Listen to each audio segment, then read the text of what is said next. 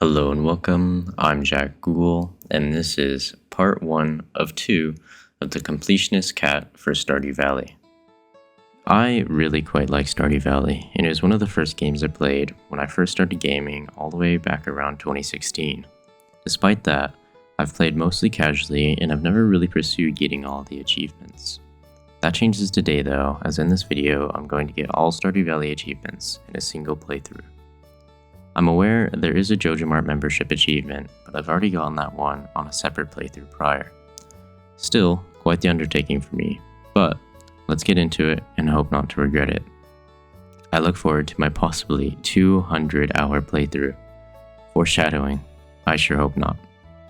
Currently, I'm missing 23 achievements on Steam, some of which I would have gotten earlier, but I haven't played the 1.6 update yet, so as such, I'm missing them. Another thing I will mention is that for the sake of the video, I will get all achievements I already have except the JojaMart one. So where to start? Well, of course, character creation. My name is Jack. The farm will be Magnolia for Ender Magnolia because I couldn't come up with anything more creative than that. My favorite thing is and will be a mystery. I picked a cat that looks like one of my real cats, and of course, I chose the classic number 5 haircut with some farming wear to boot. With the opening cutscene playing in the background, let's go over some more info. Throughout the course of the video, I'll display the achievement I most recently got and how many I've procured.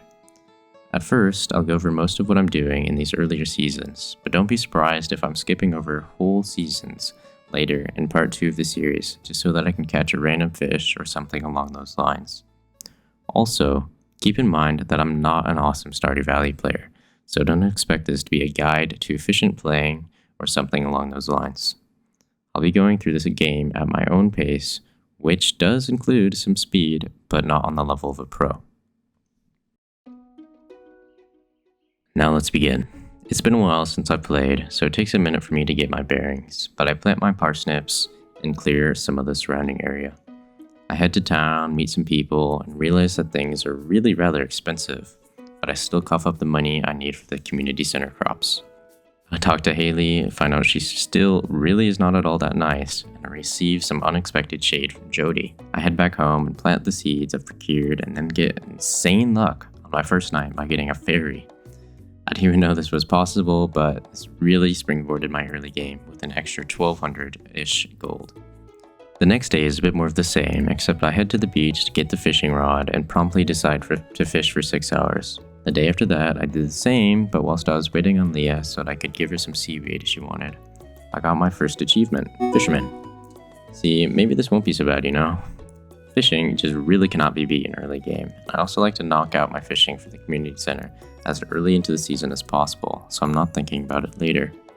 On day 4, I get my first taste of Stardew 1.6 with the new ticket machine, which I think is a really awesome addition as it really incentivizes players to actually do the help wanted quests, because previously I could just not be bothered. I feel like being able to get fruit trees from the tickets is also really nice because typically they just aren't something that can be purchased reasonably during your first year, but by doing these 2 quests for people, it's made infinitely easier. On day 5, I got my first cat, which I promptly named Twix after one of my real-life cats. I then head to the mines, get an awful starting sword, then somehow make it to floor 17, only to be thwarted by the low energy cap. It's day 6 now. I make some furnaces, drop off my first couple of items at the museum, and since there's nothing better to do, you guessed it, we go mining, but also complete my initiation for the Adventurers Guild whilst I'm at it. That's really all you can do in the early game. It's that and fishing, but fishing is not nearly as engaging as mining, in my opinion. Though I would say that over the course of the video, I've certainly come to enjoy it a bit more than I did prior. Now what if I told you the night of day 6, I got another fairy? Wouldn't that be crazy? It's crazy because that's actually what happened. 2 fairies in the first week of spring. Well, ultimately, it's just more money for me. So let's say thanks to the fairies and move on. On day 7, using my new funds, I get the first backpack upgrade, meet the wizard, partake in some substance abuse. I don't know what's going on here. Apparently, now we can talk to apple creatures in the community center, though, which is exciting. So let's go get our first bundle done. I know this is probably common knowledge for a lot of people, but fun fact, Did you know that you can hover over an item in your inventory and the community center emblem will glimmer? Yeah? Well, that's unfortunate, but that's the way I keep track of everything I need to donate. Super cool, right? One thing that is super cool though are the new seasonal crops you get from the artifact spots like carrots, summer squash. I despise squash, but my Stardew Valley character can cope, broccoli, and powder melon. They're super cool because they can make early and even mid-game mining tolerable, or really anything that involves higher energy consumption. I remember previous to this update, you always had to find like 10 different foraging items that just cluttered your inventory if you wanted to get anything done. So that's week 1 done. We're moving at a pretty good pace, I feel. Well, let's speed up a little bit here nonetheless. The next couple of days, I mine, fish, and then mine again, making it to the respectable floor of 35, whilst also getting my first book, Jack Be Nimble, Jack Be Thick, which permanently gives a +1 to defense. This is another piece to 1.6 I really like, the book system. It adds special little bonuses that permanently buff your character in some way or another, and it just feels really rewarding to slowly collect them all. On day 10, I partook in the usage of one of the only skips I know, which is using a chair to get into the secret forest so that I can get myself a carp for Evelyn. With this carp, I procure yet another ticket to be used, for which I then traded in for an orange tree, which is a bit crazy. Getting an item that's worth 6,000 gold because I got someone a single fish. On day 12, the bookseller shows up, but I'm broke. So I choose to check out what he has, realize that everything he sells is insanely expensive, and then restart the day. I give Robin her missing axe and then get as much use as I can with a basic pickaxe in the ice mines. Day 13 is my first festival day, and obviously I destroy Abigail, getting 12 to her measly cannon 8 eggs. I also chose to get some strawberries because apparently that's optimal for spring, which I did not know. Just more things for me to water, I suppose. The next couple of days are terribly uninteresting, just more fishing and foraging. It is around this point that I started streaming the run on Twitch to my 4 followers at the time, but I had some people consistently show up, which made getting through the Stardew Valley early game infinitely more bearable, and hopefully end game as well, but we're yet to see.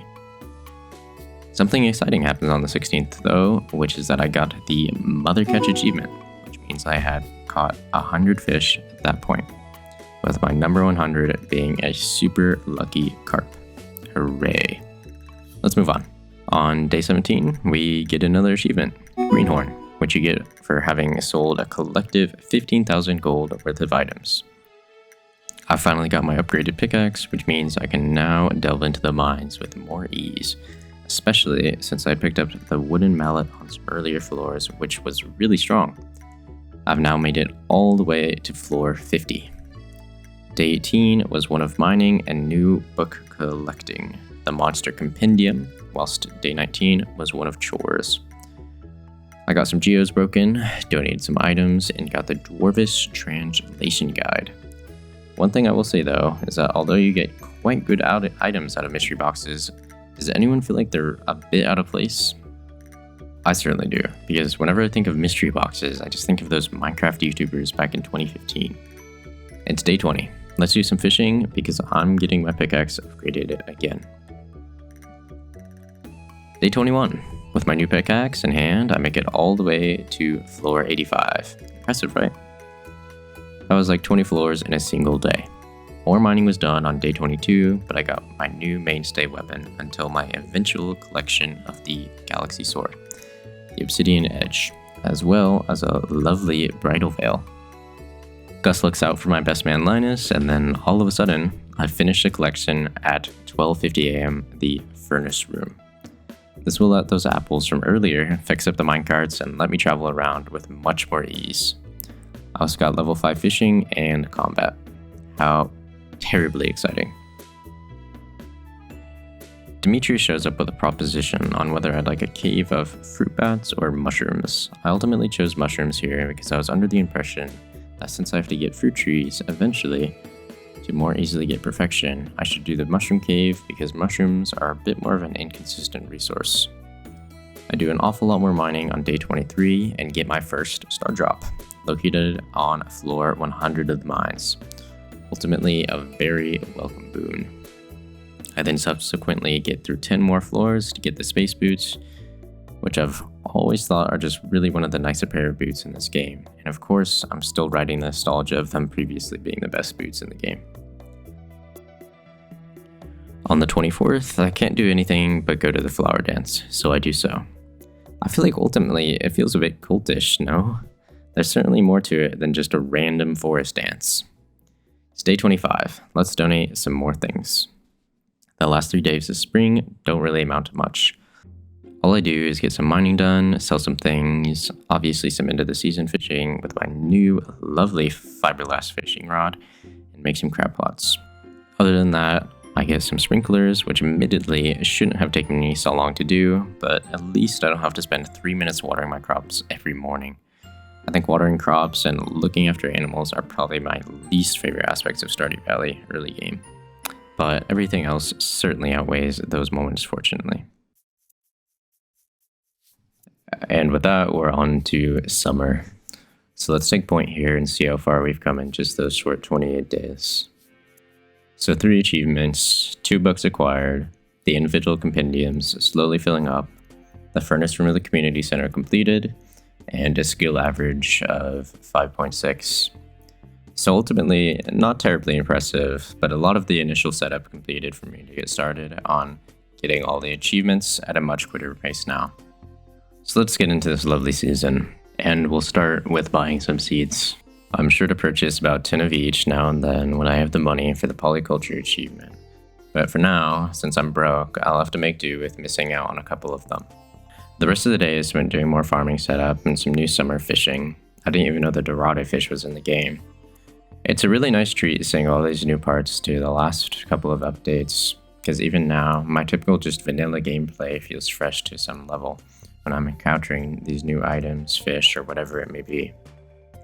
It's currently day 2. Let's get another achievement. This time, it's from a crab pot. It's the Old Mariner achievement, and apparently pulling the slimy crawfish from the pot's clutches meant I'm deserving of said achievement. I then head to Willie's and he hints at giving me some sort of prize that's an old friend of his after the community center has been fixed. Mildly suspicious. For now though, we'll just have to guess, because that won't be getting explored until part 2. You know, I just had to plug the video that isn't even out yet and probably won't be for a little while. All this fishing is worth something, though, because I got my 5th achievement here, Cowpoke. You can just get it for making money. It's day 3 now.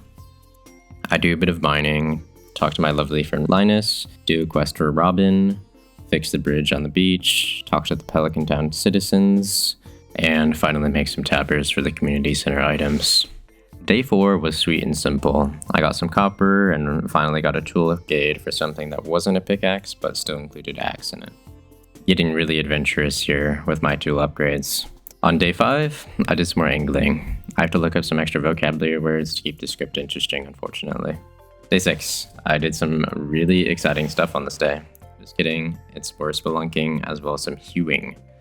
That's a new word for me, and it means to chop or cut with an axe or similar tool. How exciting. It's day 7 now. I'm 1 week in summer, and I can't say I have a terrible amount to show for it, so let's change that by getting a new achievement today.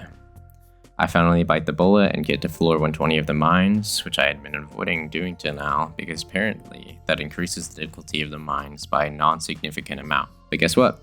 I get an achievement for that, called The Bottom. That's sweet. Moving on. I'm going to have to get through the season somehow, so let's heighten our pace here.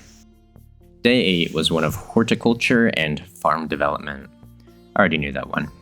I got a coop today though, as I need to start working towards doing the greenhouse eventually. On day 9, I remember that you can put hats on cats. A little bit of rhyming there. With that in mind, I grabbed the wedding veil I picked up off a squished gelatinous mass back in the mines from a while back, and subsequently put it on my cat. I really don't know what to think here, but it looks sweet, I suppose. I then choose to get myself a cherry tree for really no reason other than I had the money, and I'll need the cherries eventually. Day 10 has arrived, and it's raining, so I suppose let's do some miscellaneous tasks like donating some items to community center. But what's this? A new achievement? My goodness. We got the treasure trove achievement, which you get for donating something like 40 items to the community center. Tomorrow is a luau, so it's potentially time for our first newly added achievement of the run, an unforgettable soup, which entails getting the best response from the governor possible, which is quite easily achieved with a multitude of different items. But I just chose a gold quality melon, and by Jove, was he delighted. It's Friday now, so let's get some chickens. Friday and chickens aren't related in the slightest, but my coop is done. Just kidding, I chose to not get chickens and actually get a barn instead with my funds. Keeping you guys on your toes here, you see. Don't worry though, I got some chickens later in the day, with one having the auto-generated name of Woe bestowed upon it, so I promptly decided to name the other one Bo. I also got the Woody Secret Book, which provides me with the chance that a tree will yield me double the wood. Exciting stuff. It's the 13th, so I can finally actually harvest some crops, which is really rather lovely because my being broke during year 1 becomes a bit of a common theme, unfortunately, as I can really never hold on to money for long. I run some errands as well by slaying some squid kids and got yet another achievement, Gopher, which doesn't exactly have a positive connotation as far as I remember, but it's okay. One more down. It's the 14th, and what is going on? I was not aware this was something that was in the game. Turns out, this green rain is totally harmless, and it's just a really good way to get fiber and moss, so I do that all day long. These kinds of things can be surprisingly time-consuming sometimes. You know, I was expecting a bit more of a reaction from the townspeople, but they all seem pretty unfazed. Nonetheless, a pretty fun experience. It's really quite nice when I get to see these new events and such without having them spoiled for me prior. On the 15th, since I'm still pretty flush with gold, I chose to get a coop upgrade, as I'll need the extra space later for dragons, rabbits, and void chickens. I suppose ducks too. I was looking to get more seeds as well, and I remember Joja Mart having better prices, but I guess that was just a Stardew Valley expanded thing. The rest of the 15th and 16th are really quite unexciting. I donate some items, collect my chicken's first couple of eggs, get some iridium tea from the ticket machine. You know the drill. Lots of cool stuff happens on the 17th though. I made some artisan goods, processing devices, get a cow named Bopo, and got a duck which I named Pierre. Maybe that's just my way of expressing how much appreciation I have for Pierre, which is none. I made some lightning rods as well, which was probably the most important thing I could have done because so many in-game items require battery packs.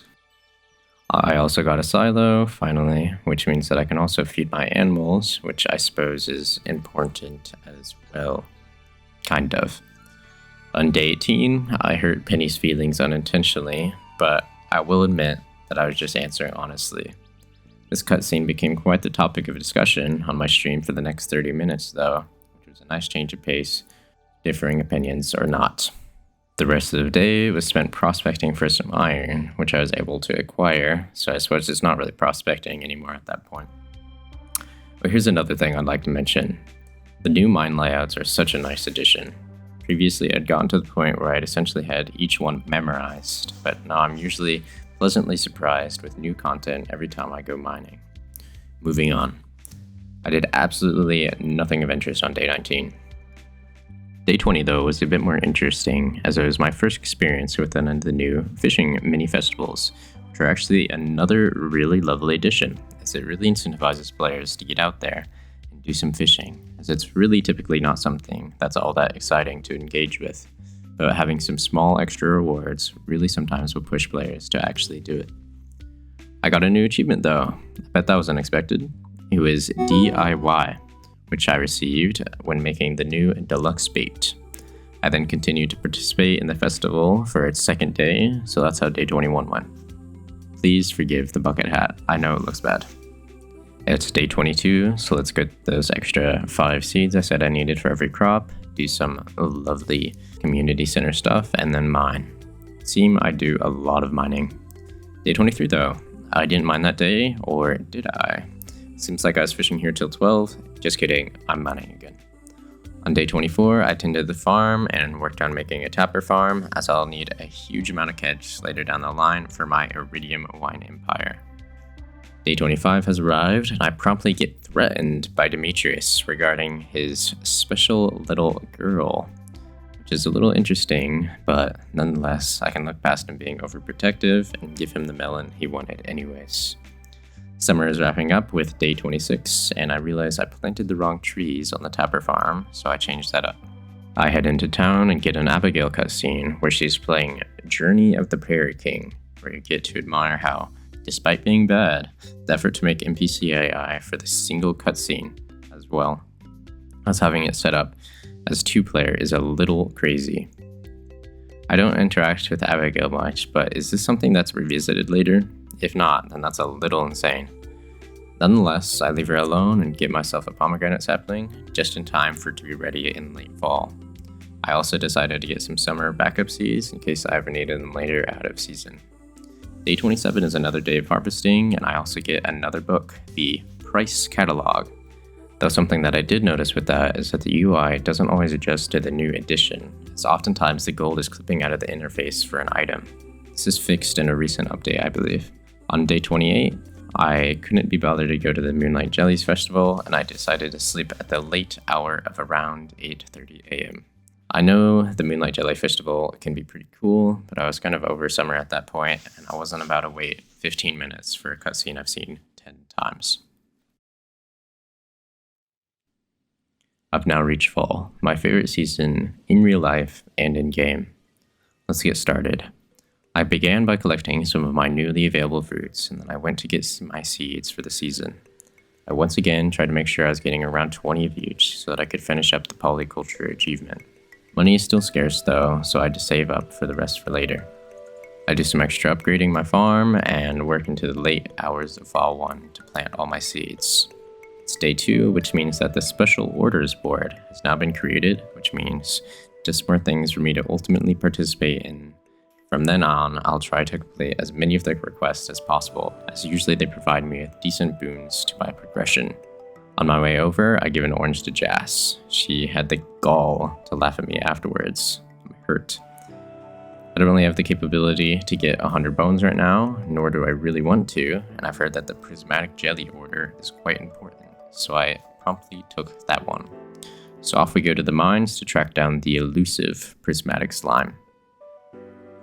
I was a little concerned about the chances of my being able to find it in the time allotted, but apparently it's only a 1 in 100 chance. That's also minorly affected by your luck for the day, so my unease was qualmed. I was unsuccessful on day 2, but the mining did give me the chance to get the extra couple of seeds I was looking to purchase, being an amaranth and cranberries. The rest of the day was filled with my fall fishing. I think by this point I'd found it quite satisfying seeing my compendium slowly fill up with all the new fish I was finding. Just kidding, all I caught was 6 bream. On day 3, I just do some more chores like checking how much animals cost, plant my rare seed, donate some items to a community center, and then I head to the mines for a chance to find the jelly. And just when I was starting to get a bit worried that the 1 in 100 chance is a little bit more rare than I thought, I found it. Having acquired the prismatic jelly from said prismatic slime, I now have the ability to make monster musk, which allows me to double enemy spawns for a total of 10 minutes, which will certainly have some use for the Protector of the Valley achievement and getting certain items down the line. I have to say though, the slime had like 1,000 health. I can't imagine having to kill it if I wasn't so productive in the mines previously. Day 4 has come around and I chose to get a goat, which I promptly named Glue for some reason. I then go mining for the entire rest of the day. On day 5, I start to remember that I have to prepare myself for the Stardew Valley Fair in the coming weeks, so I'll collect some items here and there solely for that reason. Other than that, I collect some of my new fall crops for Emily and did some fishing and foraging, and awoke anew for day 6. I get to harvest some eggplant, and might I say, I somewhat despise eating eggplant. I'm very typically a non-picky eater, but it's just one of those items up there with something like natto. I just mine for the rest of the day. We're 1 week into another season of Stardew Valley. How terribly exciting. On day 7, I practiced some husbandry with my lovely new animals and then chose to get a tea sapling as I had never used one before. So far, this one hasn't gotten much use either. That 3 minutes of work really tired me out apparently, so I then promptly slept at 9 a.m. It's the 8th, and I receive a dire piece of news within my mailbox. My best friend Linus seems to have lost his berry basket. Luckily, I know exactly where it is though, but I will say, when I first played Stardew Valley back on my Nintendo Switch, I could not find it for the life of me. Pretty sure Linus probably went without berry picking for a couple of good seasons. Nevertheless, I make sure to return his basket with haste, and then I am rewarded with the achievement, A New Friend, by getting Linus to 5 hearts, so I suppose we're really best friends just yet, unfortunately. And of course, to celebrate my acquiring a new friend, I decide to go mining for the rest of the day. The 9th of fall has arrived, and I've decided to give my freshly grown amaranth to Marnie, which then allowed me to get Mayor Lewis's lost pants, suspiciously hanging out on Marnie's bedroom floor.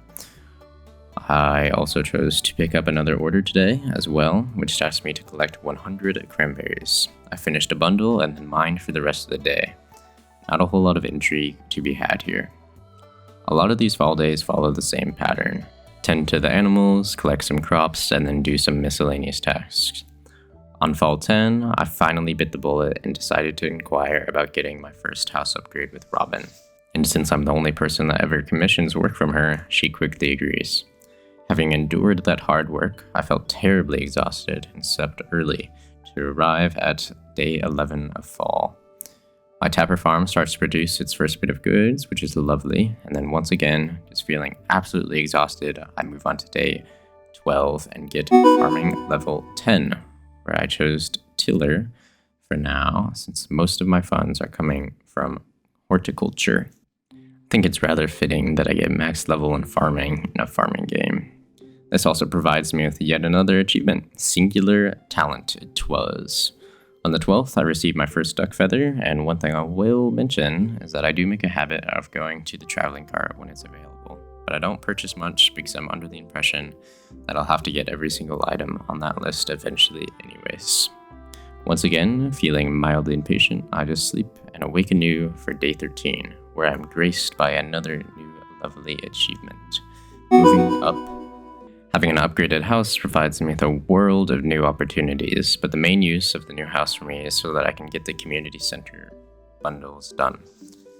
I think as of creating this script, doing all the cooked items is going to be terribly unenjoyable for me because I haven't even cooked more than 10 items in a single Stardew Valley playthrough yet, much less all of them. Update, it wasn't that bad. Today it's raining, and my goat provided me with some large goat milk. Other than that, I go around and give items to the lovely members of Pelican Town. With that, I looked to finish some other tasks like collecting the walleye and getting the iridium rod. And just like that, it had been caught. Only one fish was left for the fishing bundles, and which is one I do not have access yet to.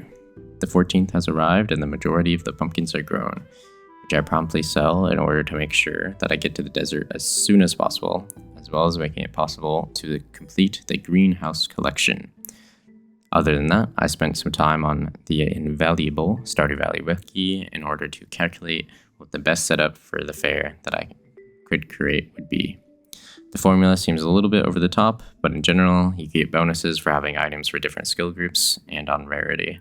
So I made sure to have an item from each group and to choose the best item I could provide for said group. It's the 15th now, after another early bedtime on the 14th, but today was an important one. I completed 2 collections in one day. Both the greenhouse and the vault collection were now completed, which really opens up a whole new world of things for me to do, whether it be the school caverns or a place to grow crops out of season. That now takes us halfway to the community center completion, but admittedly, the second half is completed to a much quicker degree. Other than that, I optimize my Grange display and get my pickaxe upgraded. I finished the night, and unfortunately, I only get to see one cutscene, but I do get to find out where the raccoon comes from, which is rather exciting. New content. The big day is here. With utmost haste, I set up my Grange display in the most appealing way I could possible, when including items like fish, cheese, mushrooms, and diamonds. It was only then, though, that I realized I was actually broke. I could not play any of the minigames with my meager 46 gold, so I was going to have to gamble my hard-earned winnings, which is really rather worrying.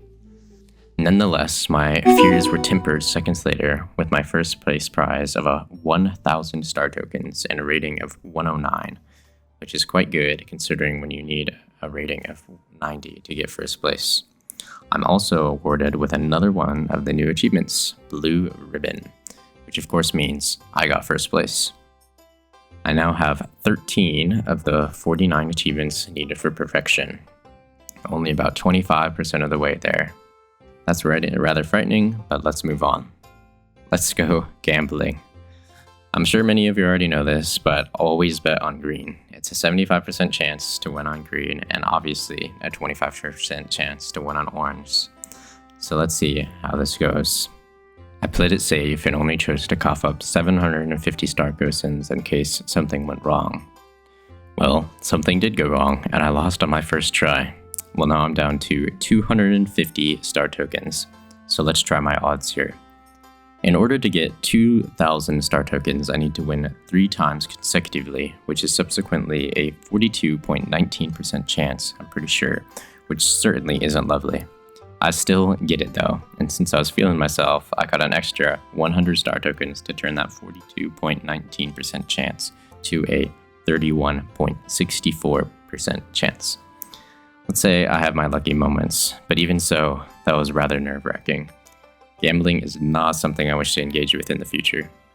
With my newly acquired star tokens in my pockets, I chose to get a new star drop, so that is 2 out of 7 completed, with more not too far off. With that scary experience out of the way, it's time to move on to another day. It's the 17th, and since I had a whole new world of things for me to do, I traveled to the desert. I met up with Sandy and then headed to the desert pond to get that final fish I needed, the sandfish, where I got to encounter yet another fish, which was the scorpion carp, a quite surprisingly difficult one. I'm not sure if I'm missing something, but I feel as if I've never seen the scorpion carp before. Other than that, I got another book too, being the Jewels of the Sea, which makes fishing chests sometimes yield roe. A little strange, but more progress nonetheless. Let's go mining for the rest of the day, and I, of course, make sure to get my desert warp totems as well. On the 18th, Mr. Key, a new friend of ours, I suppose, makes contact by tasking me to get to floor 25 of the Skull Cavern, which will prove really rather easy. Let's finish our 4th collection for yet another star on the board. I can now go panning. How exciting. Despite that disappointment, I chose to mine for the rest of the day and get a lucky rabbit's foot as well as a dinosaur egg that I can incubate for plenty more, which is a nice small moneymaker as well as just one more thing I don't have to worry about getting. And I, of course, get to floor 25 as well. We're getting there. Only about 5 more weeks of year 1, and I'm about to make a lot of progress, though with some dubious moments that I can't say I'm proud of. We'll get to it. It's raining again on the 19th, so I chose to mine for the entire day, but not before getting yet another achievement. This time, it was for the Homesteader achievement, which I received when our new friend, Mr. Key, sent me 10,000 gold in the mail for my Skull Cavern spelunking. Hip hip hooray! On the 20th, I finished my cranberry request, which I believe in turn also raises friendships with the villagers as well, which I did not know because I got like 3 different cutscenes that morning, which are ultimately important as they give me more things that I'll need to craft later. Other than that, today was a bit more interesting because I finally got the time to donate items to the museum, which provided me with the rusty key on the following day. I also cleaned up the locations of the artifacts there as well, so it's much more coherent and just professional looking. On the 21st, my sweet gemberry is ready, the one that I totally planted and didn't accidentally plant a week late and used speed grow to make sure it grew in time. Well, that's my 3rd straw drop and a new wet wall basket to boot. After that, I meet up with Krobus, but I only buy a void egg so that I can incubate it for the void chickens. There's also the 4th star drop, but I don't really have the funds for that just yet, so I choose not to do it. And then also get some more pumpkin seeds so that I can have enough for monoculture. I also got a new chicken for one of the special orders, but that doesn't ultimately amount to much because I wasn't able to get enough eggs in time. I went mining on the 22nd. That is all that really happened. Make sure to sell duplicates of items so that I can slowly fill out the compendium. The 23rd is much more exciting though. So I finally get a terribly needed weapon upgrade. So I got my first of many prismatic shards of the playthrough. And on top of that, I got my second level 10 skill, mining. I chose to get Prospector as I don't really choose to sell metal bars in general, and coal can also be a bit tricky to get sometimes, and I'd much rather not have to have that become an issue down the line. The difference between my previous weapon and the Galaxy Sword really gets displayed in these following days, as both the speed and damage are essentially doubled. The 24th has arrived, and I take the time to set up my greenhouse with some lovely new iridium sprinklers. What is rather terrible though is how the greenhouse is off-center, which really bothers me. I then pick up my steel axe, and with that I go check in on the new inhabitants down south of the farm, and it appears I need 100 hardwood. And luckily for them, I now have a hardwood acquiring capable tool. Now to talk about the elephant in the room from earlier. I used a glitch to get a red cabbage as I really was not interested in waiting till summer of year 2. I know I'm not really proud of it, and I also did choose to do it again in winter for a truffle because pigs can't get truffles during winter. I think ultimately with some more proper planning I could have avoided this by choosing to get the max barn upgrade earlier or something along those lines. I feel like the red cabbage is a bit more reasonable as I had already collected everything else needed for the community center, and I really didn't want to wait for 2 seasons for one singular item that can only be gotten through luck. But I will say it is still rather unforgivable. I want to hold myself accountable, so if someone has some sort of challenge idea for me in part 2 of this video, do let me know so that I can repent. Other than that, I plant my 60-something pumpkins and then head to sleep. On the 25th, I delved into the Skull Cavern some more, making it to floor 70-ish, and also fixed up our new friend's home. The 26th was one of selling crops and buying more pumpkins, whilst also picking up a special order from Linus. At first I was concerned at the prospect of getting 20 pieces of trash, but I thought critically for 2 seconds and then remembered that my farm ponds pretty much only give you trash. Other than that, it was me handing out apples and picking up another ticket reward item. The end of the season is creeping up, and the 27th has arrived. My one of 2 pomegranates is also available, which I desperately needed for the community center. Things have a nice way of working out that way sometimes. Other than that, I picked up another book, the Dwarvish Safety Manual from the Dwarf, which makes me take 25% less damage from bombs, which is ultimately very helpful as they're a consistent boon in the mines. And with that in mind, the rest of the day was spent waiting for the festival by participating in some deforestation, except it's okay because these trees will grow back. I think Halloween is one of my favorite holidays, but I feel like in Stardew Valley it could have been a lot more interesting than just a maze. But I still appreciate all of the vibes and such. It's the final day of fall and my copper hoe is ready. I pretty much just took the day off and did some random assortment of end of the year chores. Winter has arrived, and my goodness, the music is just so lovely. I spent the early hours redesigning my farm with some new sprinklers, then I headed to town to find the shadow person to get the magnifying glass, which lets me find secret notes, which adds some fun, cool new mini quests and lore to the game. I give my best impression of Evelyn, but you'll have to watch the streams to get that kind of content. Some winter forageables are collected, which now let me finish the 5th collection needed for the community center, which now means the bridge to the quarry is repaired. I also picked up a special order from the wizard regarding the ectoplasm of ghosts. And with that, both the day and the stream come to an end. The second was a little less interesting, as I just mined for most of the day and then found a squid at Willie's request. On the third, my baby dinosaur hatched, which I then promptly named Makar. Rather fitting, no? I also brought some maple syrup to Penny's dad in the secret woods in order to gain the bear's special knowledge, which is another wallet item that is quite literally useless. Moving on.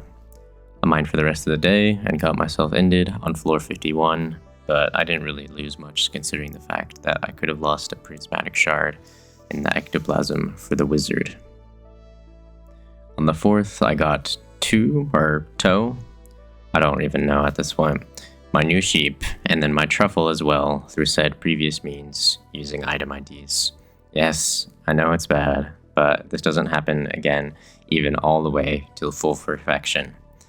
I then turned in the ectoplasm, which garnered me yet another ticket, which I used to get another pomegranate sapling, and the Friendship 101 book, which states that I become friends with people a little bit faster, which is terribly unspecific.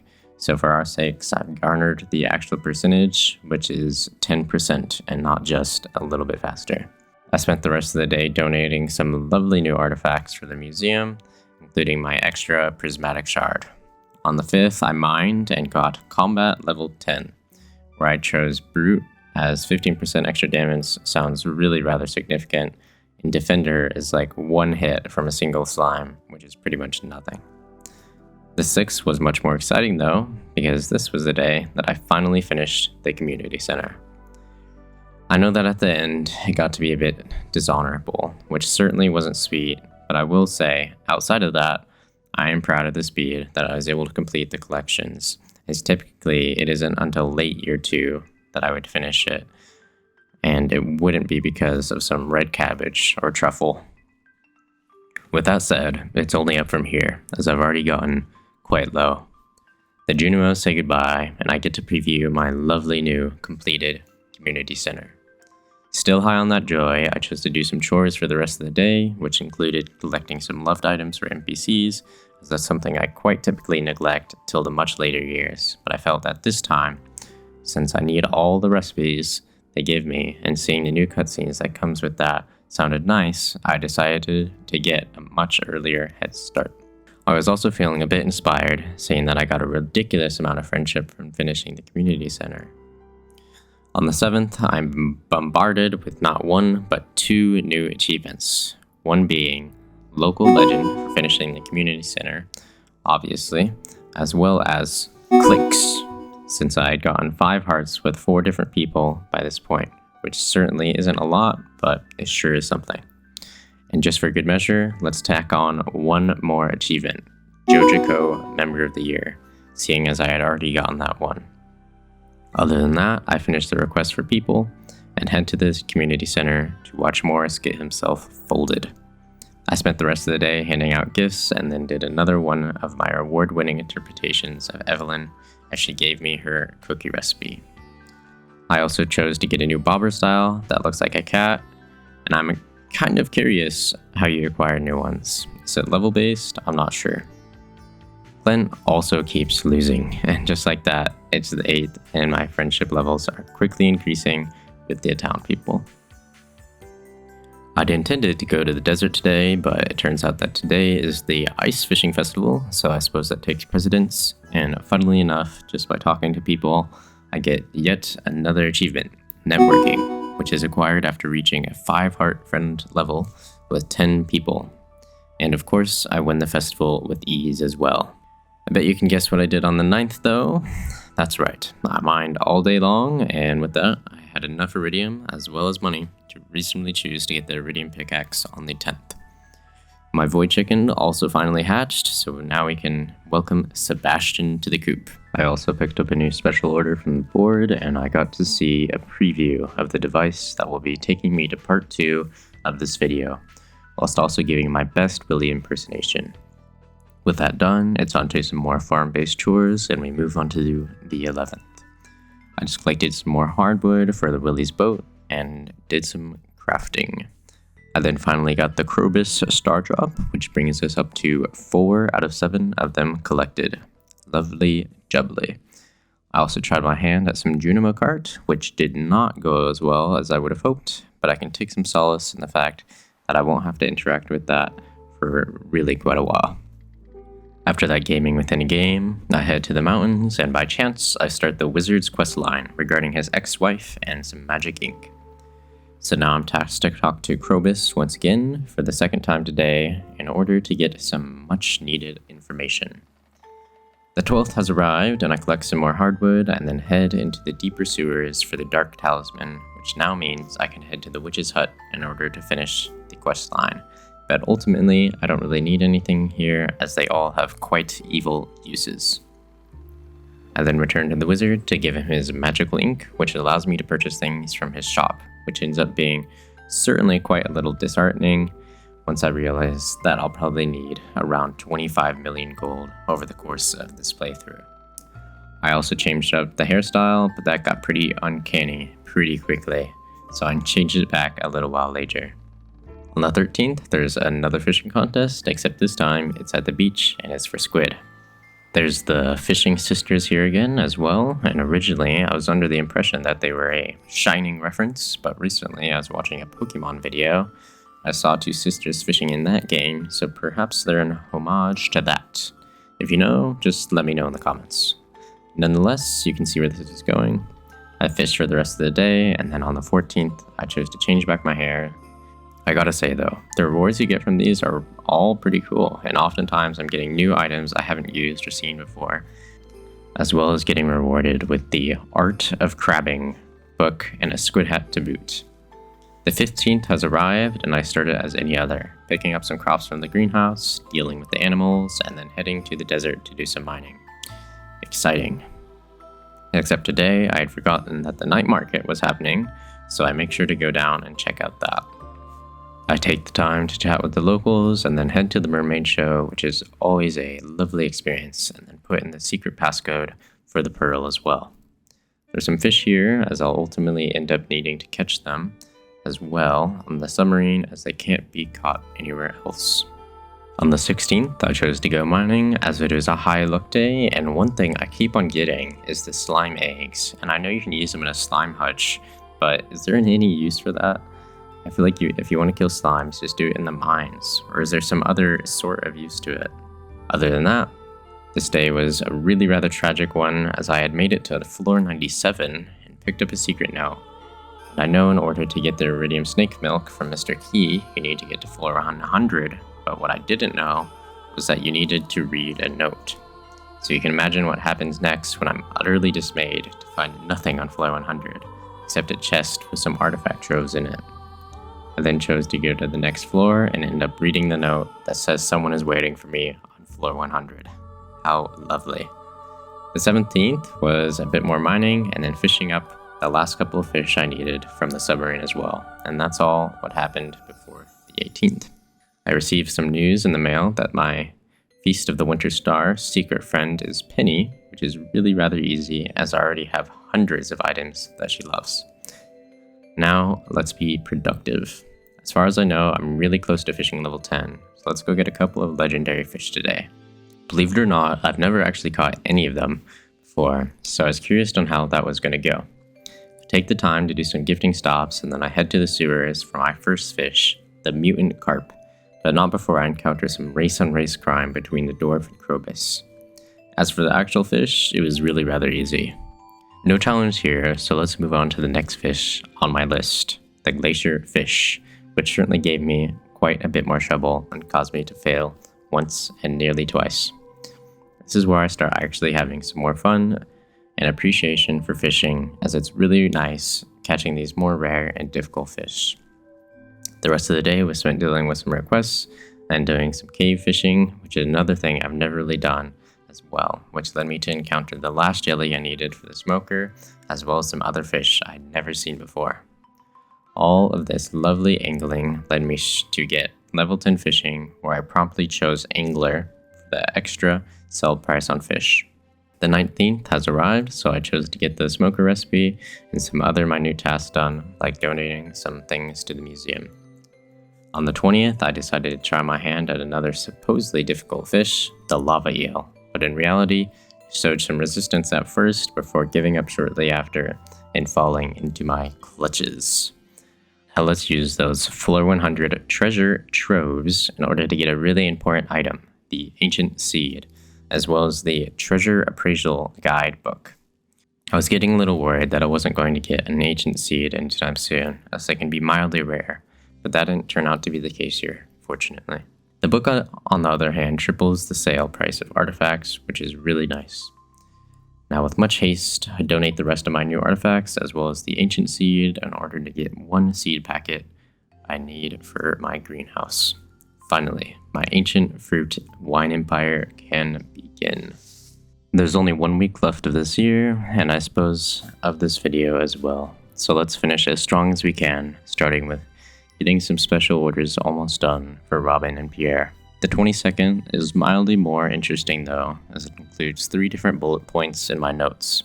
I start with getting a rabbit's foot for the guy at the now abandoned Jojimar, which grants me the lucky charm that permanently increases my luck. I then grow tired of my current speed of pace for running and purchase the Way of Wind Part 1. Now for the really special part of the day. I get my first 10 hearts, and guess what? Linus and I are now actually considered best friends by the game. How exciting. Yet another achievement down, and so many more to go.